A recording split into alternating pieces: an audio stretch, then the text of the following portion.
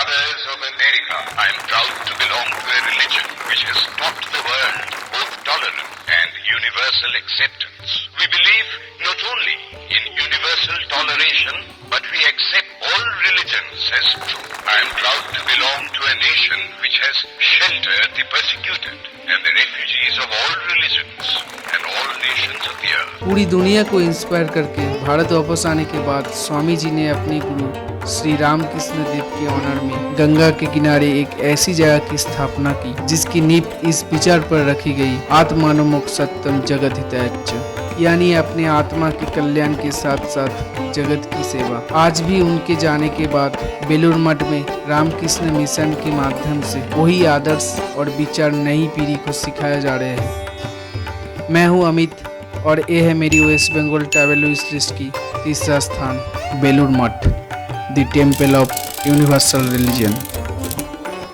मेरे शहर से ट्रेन पकड़ के पहुँच गया बेलूर स्टेशन। वहाँ से एक टोटो लिया और लगभग 15 मिनट में बेलूर मठ पहुँच गया। आप में से जो लोग सोचते हो ये सिर्फ एक हिंदू सेक्रेट प्लेस है, उनको मैं यहाँ का मेन गेट दिखाना चाहूँगा।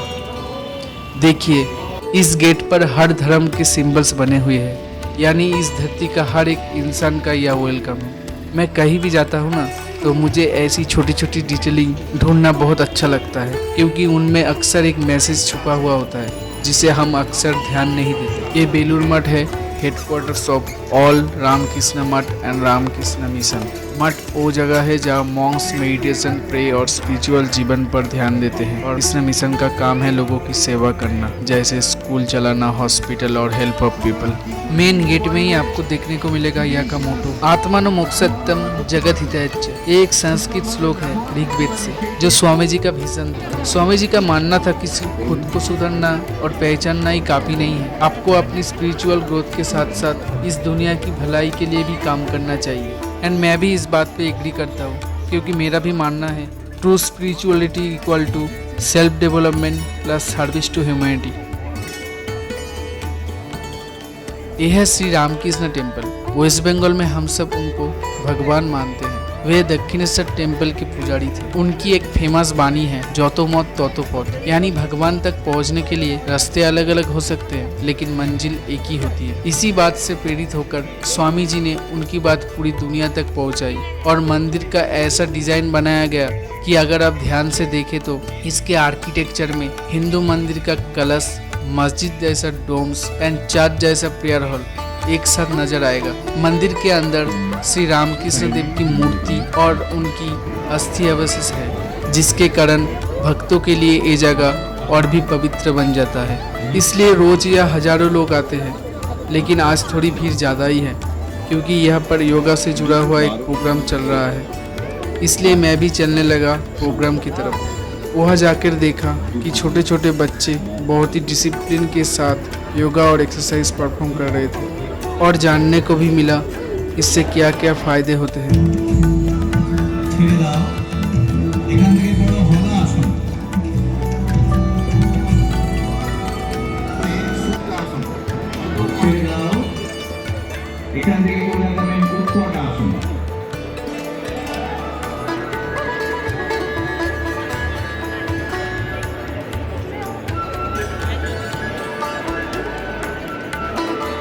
চেয়ারের আকৃতি হাফ চেয়ার, এটা পায়ের শক্তি বৃদ্ধির জন্য একটি বিশেষ উপযোগী আসন। फिर मुझे यह का एक चीज़ बहुत ही इंटरेस्टिंग लगी। जो बिल्डिंग आप देख रहे हो वो वॉशरूम है, लेडीज इस तरफ और जेंट्स उस तरफ। इसमें कुछ खास नहीं है, लेकिन खास है इसका सिस्टम। यह वॉशरूम यूज़ करने से पहले एक छोटा सा टोकन लेना पड़ता है। टॉयलेट के लिए 2 रुपीज़ और लैट्रिन के लिए 5 रुपीज़। ये सिस्टम मुझे काफ़ी इंटरेस्टिंग लगा। इस सिस्टम के बारे में आपका क्या ख्याल है? यह मेन मंदिर के अलावा भी और 3 मंदिर है। सबसे पहले ये मंदिर है स्वामी ब्रह्मानंद की।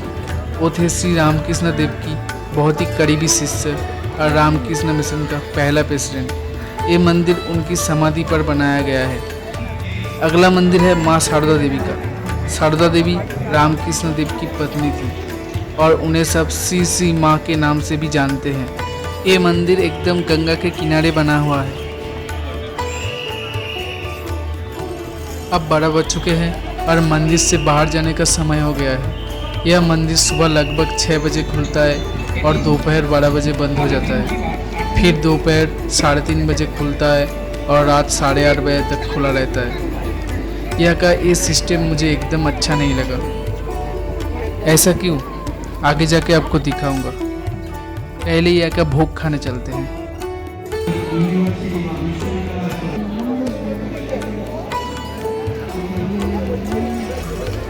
ये है स्वामी जी का मैंगो ट्री। ये वही आम का पेड़ है जिसके नीचे बैठकर स्वामी विवेकानंद अक्सर ध्यान करते थे और अपने भक्तों से बात करते थे। ये जगह खरीदने से पहले ही ये आम का पेड़ यहाँ पर था।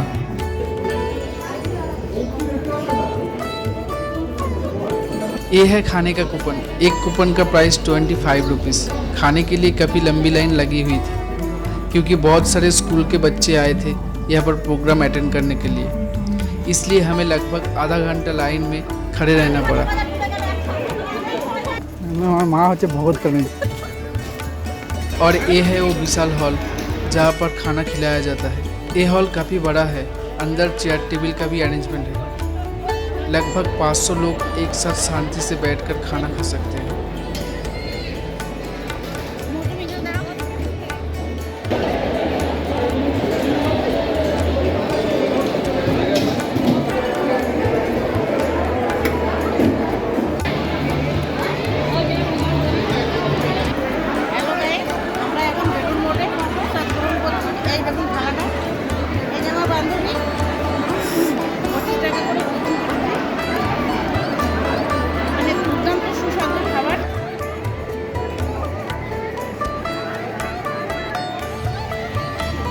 खाने के बाद हम मंदिर से बाहर निकल आए क्योंकि बेलूर मठ दोपहर में बंद रहता है, इसलिए हम भटकते भटकते फेरीघाट आ गए गंगा के किनारे और वेट करने लगे कि कब 3:30 बजे और मंदिर फिर से खुले।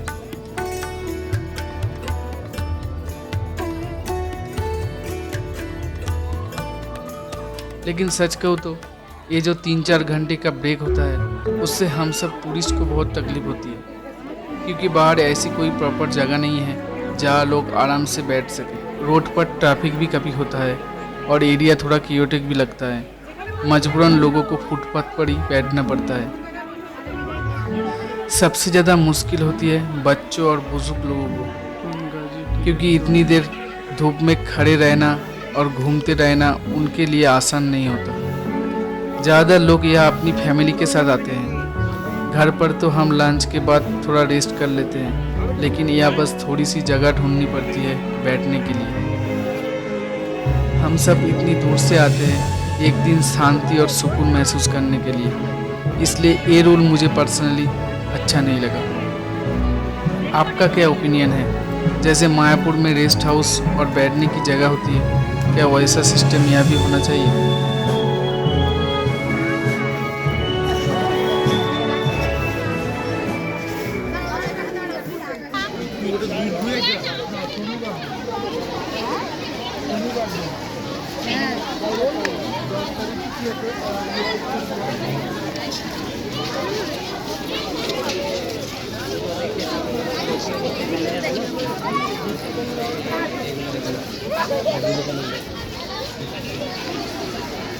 ये है बेलूर मठ का पूरा मैप। अभी हम लोग यहाँ खड़े हैं। इस मैप में मठ के अंदर की सारी इम्पोर्टेंट जगह दिखाई गई है। सबसे पहले चलते हैं स्वामी जी की हाउस की तरफ। बेलूर मठ में रहने की दौरान स्वामी विवेकानंद यही रहते थे, ऊपर दूसरी माले पे। उनका कमरा आज भी वैसे ही संभाल कर रखा गया है। यहीं पर वो ध्यान करते थे। स्वामी जी के बारे में एक इंटरेस्टिंग बात कही जाती है कि उन्होंने एक बार कहा था, I shall not live to see my 40। And सच में 4 जुलाई 1920 को सिर्फ 39 साल की उम्र में बेलूर मठ में उनका देहांत हो गया।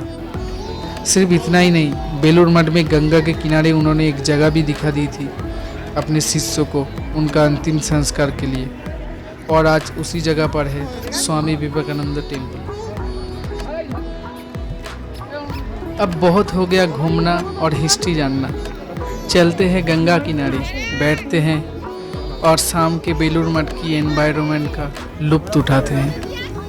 थोड़ी देर के लिए चुप हो जाते हैं, आँखों से देखते हैं, कानों से सुनते हैं और बस महसूस करते हैं इस सुकून भरे व्यू को।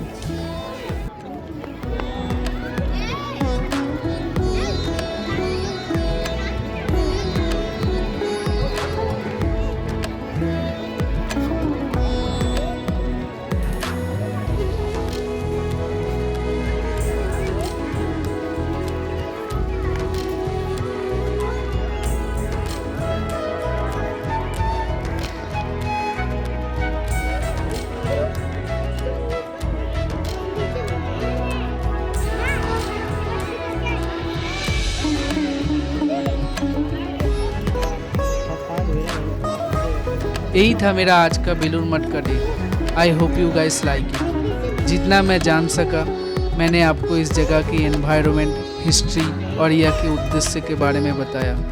मुझे ये शेयर करके बहुत अच्छा लगा। फिर मिलते हैं एक नई कहानी और एक नई जगह के साथ।